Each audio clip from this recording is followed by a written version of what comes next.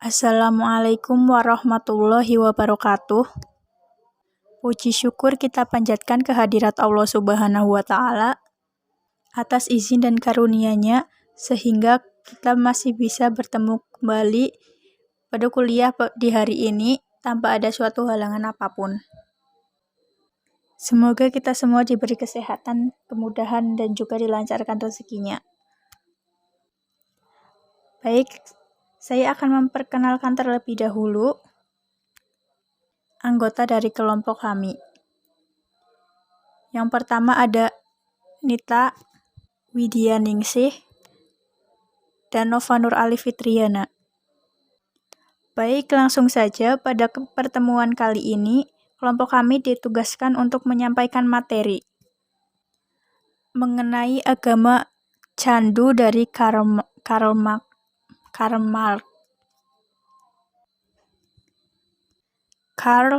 Heinrich Marx atau yang kerap disapa Karl Marx adalah seorang filosof barat dari Prusia. Dia lahir di Prusia pada tanggal 5 Mei 1818 dan meninggal pada usia 64 tahun pada tanggal 14 Maret 1883. Pada tahun 1843, dia menikah dengan Jenny von Westphalen. Marx sering dijuluki sebagai bapak dari komunisme yang berasal dari kaum terpelajar dan politikus. Ia memperdebatkan bahwa analisis tentang kapitalisme miliknya membuktikan bahwa kontradiksi dari kapitalisme akan berakhir dan memberikan jalan untuk komunisme. Marxisme adalah paham yang dianut oleh Marx. Hubungan antara Marx dan Marxisme adalah titik kontroversi. Marxisme tetap berpengaruh dan kontroversial dalam bidang akademi dan politik sampai saat ini. Dalam bukunya Marx, Das Kapital, penulis biografi Francis Wynne mengulangi penelitian David McClelland yang menyatakan bahwa sejak Marxisme tidak berhasil di Barat, hal tersebut tidak menjadikan Marxisme sebagai ideologi formal. Namun hal tersebut tidak dihalangi oleh kontrol pemerintah untuk dipelajari.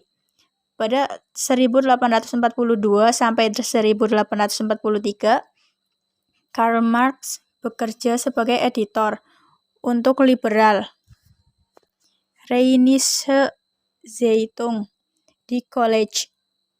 Ia belajar sosialisme dan komunisme di Paris dan bekerja sama dengan Friedrich Engels. Ketika dia pindah ke Paris pada tahun 1843, di sana ia terus menganut gagasan Hegel dan para pendukungnya.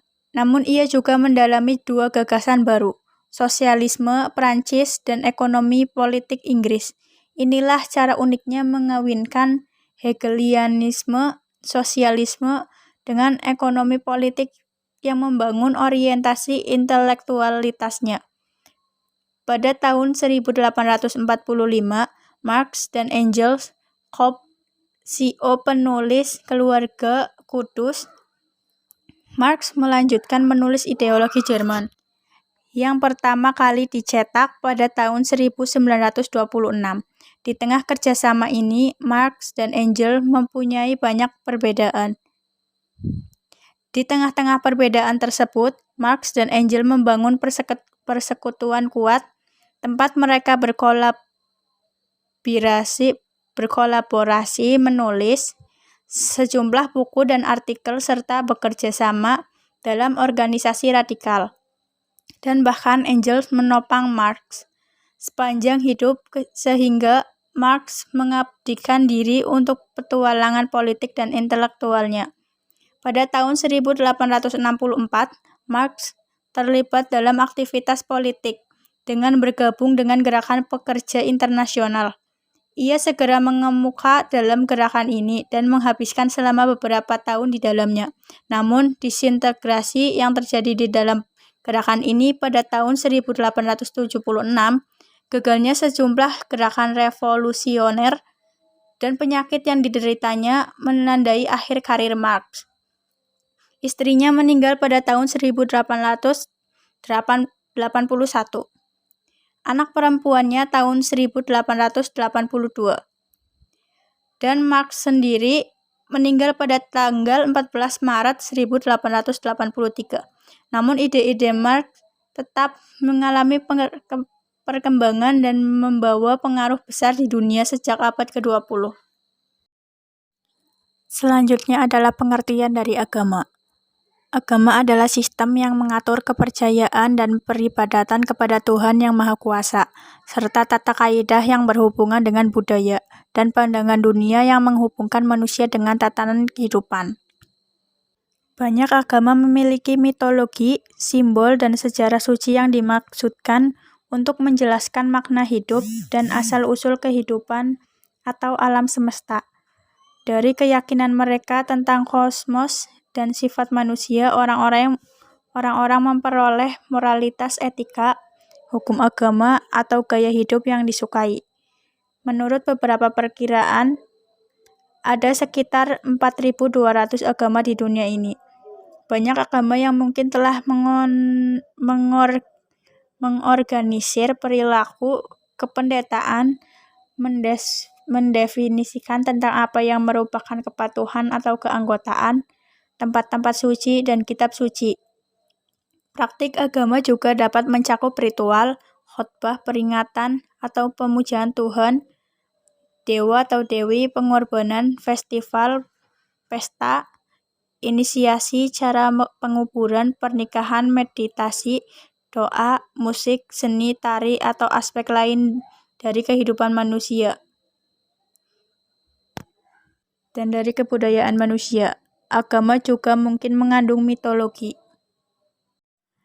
Teori agama candu Karl Marx. Apa maksud pertanyaan agama adalah candu oleh Karl Marx? Die Religion ist das Opium des Volkes. Awalnya tercantum pada pembukaan tulisan Marx, A Contribution to the Critique of Hegel's Philosophy of Right, yang ditulis oleh Marx pada tahun 1843 dan terbit pada tahun 1844 di Paris.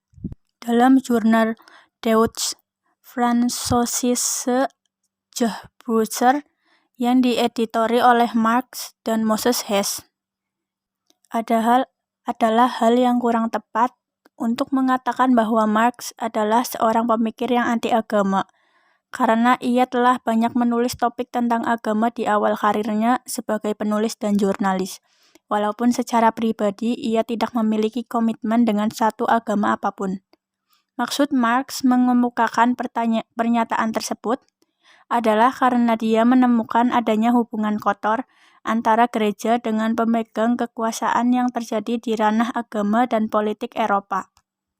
Pada abad 19, Marx sadar dan geram dengan kenyataan bahwa kaum elit penguasa itu menggunakan agama untuk memobilisasi rakyat untuk memenuhi kepentingan mereka sendiri. Sejarah membuktikan bahwa agama itu dekat dengan kekuasaan. Kekuasaan akan semakin kokoh apabila penguasa bekerja sama dengan petinggi-petinggi agama.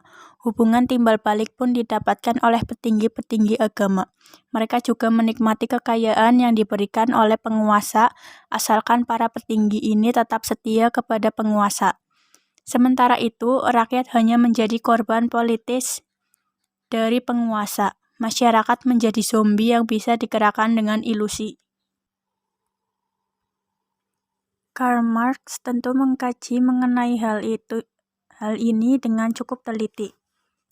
Kondisi yang terus berulang hingga saat Karl Marx masih hidup, bahkan sampai sekarang, membuat Marx sadar bahwa agama justru dijadikan sebagai alat penguasa demi menindas rakyat kecil.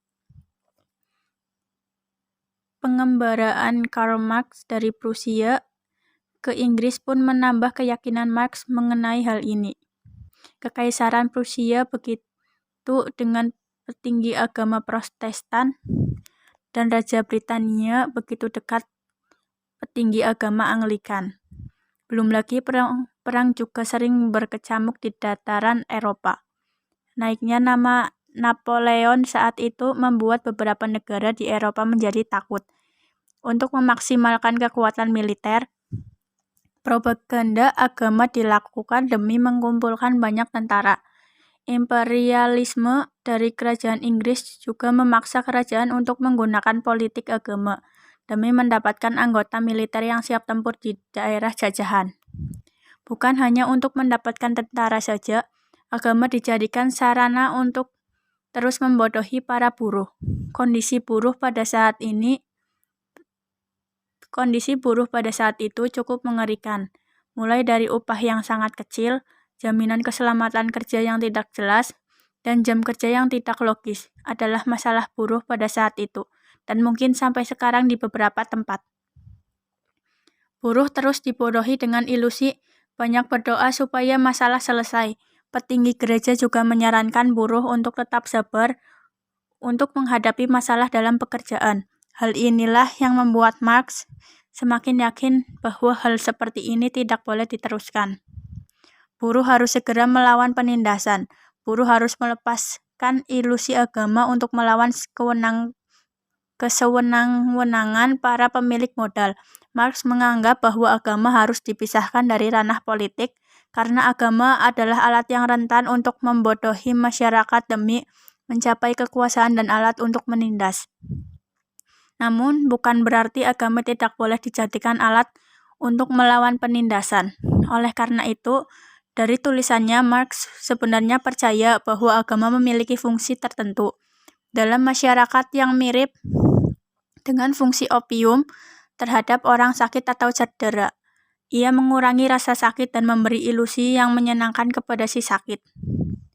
Di sisi lain, agama seperti opium juga mengurangi energi dan keinginan mereka untuk melawan realitas yang opresif,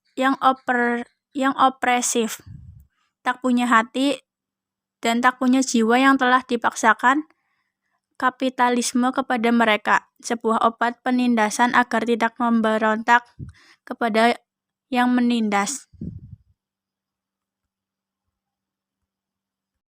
Selanjutnya, pandangan Marx atas agama. Marx sendiri sering menulis tentang agama dan tidak bersikap anti terhadapnya. Ia tidak memiliki komitmen pandangan apapun saat awal menulis tentang agama. Namun, ketertarikannya untuk memasukkan gagasan tentang agama diawali dengan ketertarikannya pada kritik agama yang disampaikan oleh Bruno Buber dan terutama oleh Ludwig Andreas von Feuerbach atau lebih dikenal sebagai Ludwig Feuerbach secara radikal.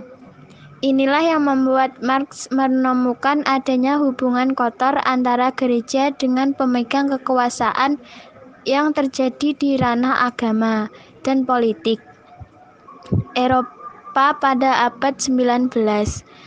Marx sadar dan geram dengan kenyataan bahwa kaum elit penguasa itu menggunakan agama untuk memobilisasi rakyat untuk memenuhi kepentingan mereka sendiri. Argumen Marx bersama Friedrich Engels adalah bahwa agama harus dijelaskan dalam konteks kondisi sosial dan ekonomi, tidak selamanya harus teologis dan terkotakkan pada dikotomi pahala dosa dan surga neraka. Penulis tentang agama dilakukan sebagai bagian dari budaya masyarakat Eropa pada zaman itu yang terbuka terhadap pemikiran baru dan kritis. Selanjutnya, perbandingan modern. Agama di banyak negara barat menjadi kurang diterima dan dianut sejak Marx menulis baris kalimat yang kini populer. Beberapa penulis kadang membuat perkiraan apalagi yang bisa menjadi candu masyarakat lainnya, misalnya olahraga, selebritas, distraksi televisi, internet, dan hiburan lainnya.